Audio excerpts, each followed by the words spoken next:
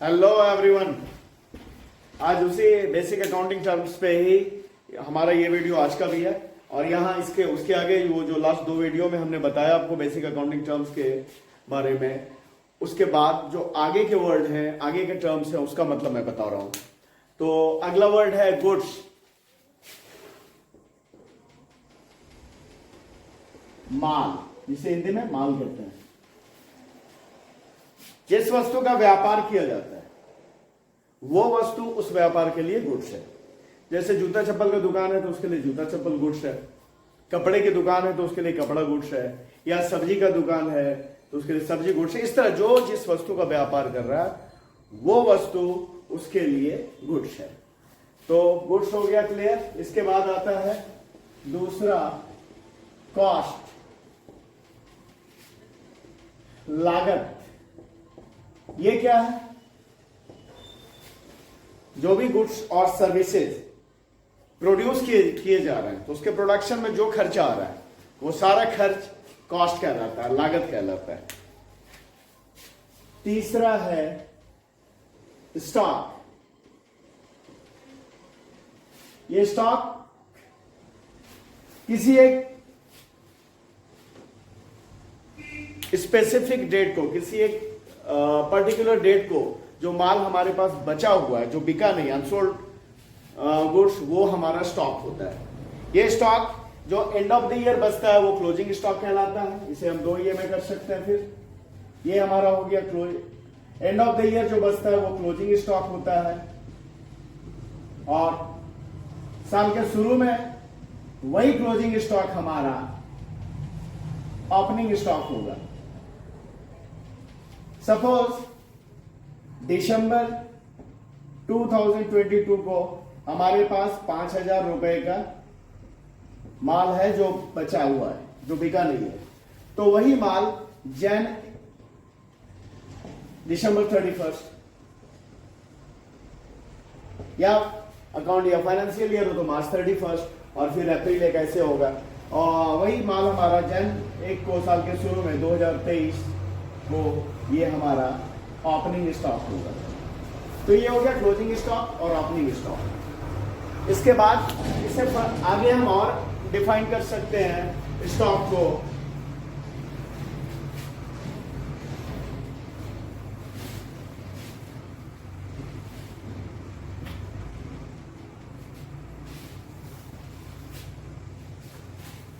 Stock दो तरह के, 2 टाइप्स ऑफ स्टॉक। एक डेड स्टॉक और दूसरा लाइव स्टॉक। तो डेड स्टॉक क्या है? जो माल हमारे पास, बहुत बार ऐसा होता है कि कुछ माल हमारे पास है जो काफी दिनों से पड़ा हुआ है गोडाउन में और वो बिक नहीं पा रहा है, या तो उसे निकाल कर बेचने के लिए ले जाने में हमारे स्टाफ, हमारे एम्प्लॉय, मतलब ऑर्गेनाइजेशन के एम्प्लॉयज के द्वारा कुछ गड़बड़ी हो रही है, छूट जा रही है, या कोई और कारण है। तो वो माल काफी लंबे समय से पड़ा हुआ है, तो वो माल हमारा डेड स्टॉक होता है। और लाइव स्टॉक क्या है कि जो भी सारे एनिमल्स हैं, मान लीजिए घोड़ा है, बैल है, ये सब हम अपने बिजनेस में यूज कर रहे हैं संपत्ति के रूप में, तो वो हमारा लाइव स्टॉक है। इसके बाद आता है नेक्स्ट परचेज। परचेज गुड्स को खरीदना, बिजनेस में गुड्स को खरीदना, उसके लिए परचेज वर्ड का यूज होता है।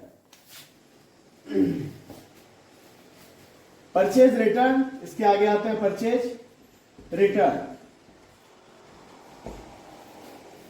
खरीदा हुआ माल, खरीदा हुआ गुड्स को वापस करना किसी भी कारण हो सकता है, या तो माल हमारे ऑर्डर के हिसाब से नहीं है, या माल अभी इसकी जरूरत नहीं है, कई कारण, कोई भी कारण से अगर खरीदा हुआ माल हमने वापस किया है, बिजनेस से खरीदा हुआ माल वापस किया गया, तो उसे परचेज रिटर्न कहते हैं। उसके लिए परचेज रिटर्न टर्म का यूज होता है। फिर आता है सेल्स।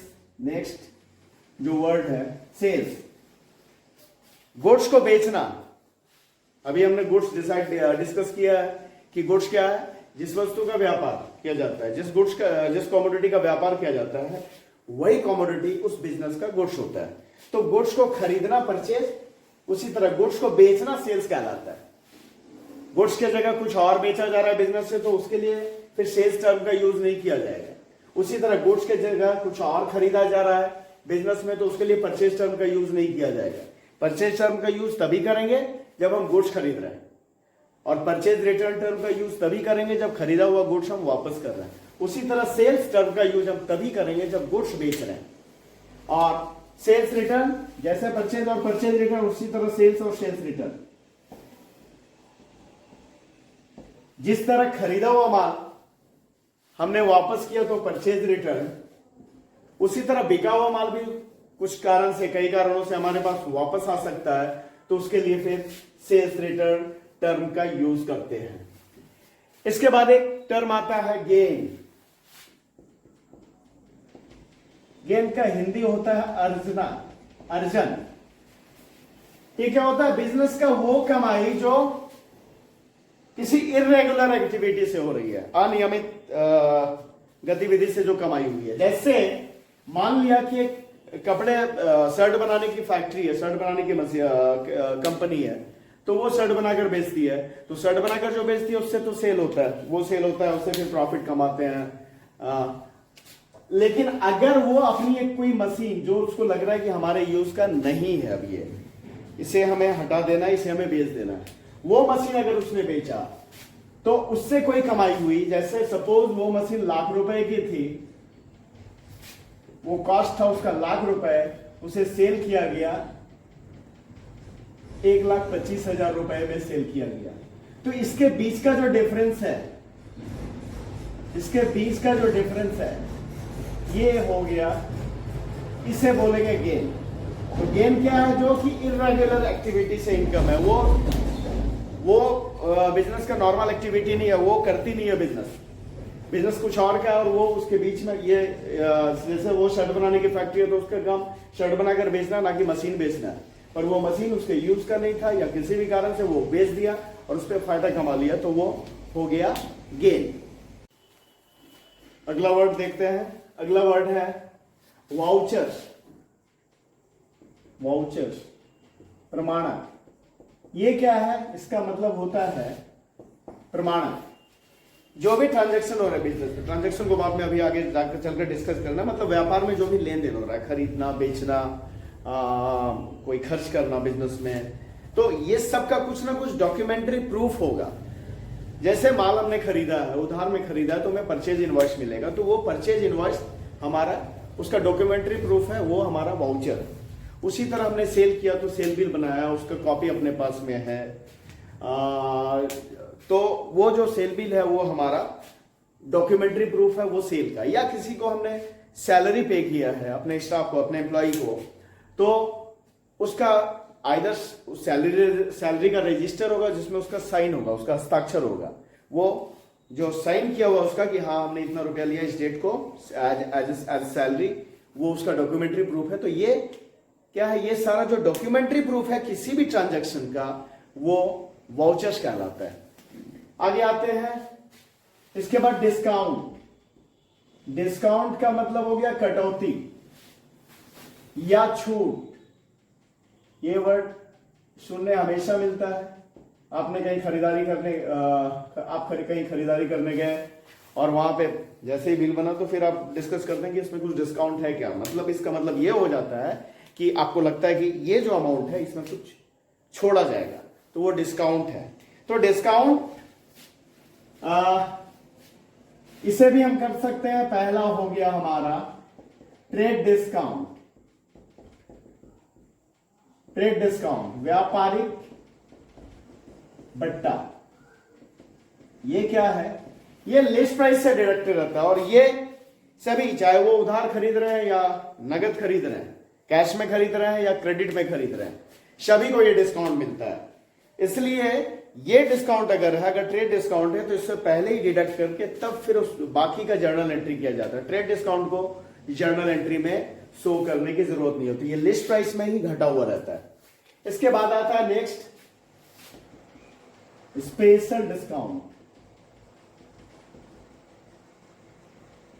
विशेष छूट। ये क्या है कि बिजनेस अपने कुछ खास कस्टमर को जो कि उसके यहाँ के रेगुलर कस्टमर बने हुए हैं, जिनसे बहुत अच्छा काफी पुराना रिश्ता, या अपने जान पहचान वाले को, अपने परिचित को या अपने रिश्तेदार को ये स्पेशल डिस्काउंट दे सकते हैं या देते हैं। ये हो गया हमारा स्पेशल डिस्काउंट।